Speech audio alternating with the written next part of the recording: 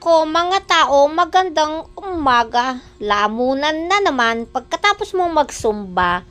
Ay nako, mayroon kang kape, meron kang tubig, meron kang ginger tea, meron kang mga tinapay, banana bread. You know, I love banana bread. So, see? This is banana bread. Dahil malapit na yung kaarawan ko, lahat ng masasarap nilalamon ko. Yung mangga ko, isa na lang. Oh, malapit na masira. Guys, meron na naman kaming regalong suman bulagta galing sa probinsya.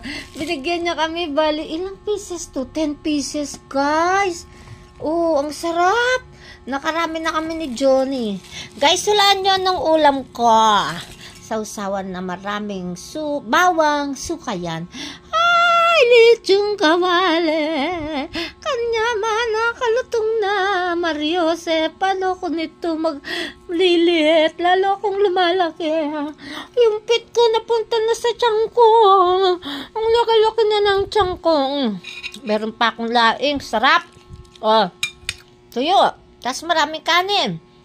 Paano yan ako liliit? Lalo akong lumalaki. OMG.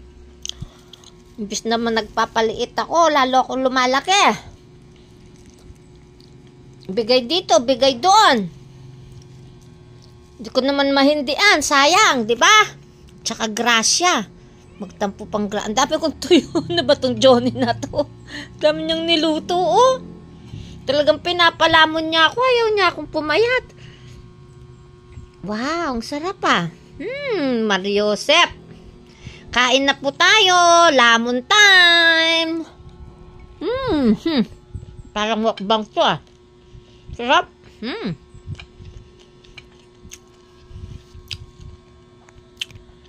Kanina madaling araw kumain ako nito. 4. Mga 2:00 na ata yun.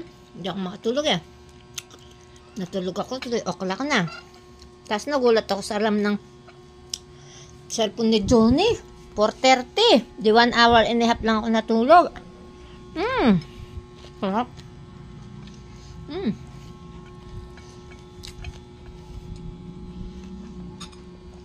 Ayun tayo guys, oh.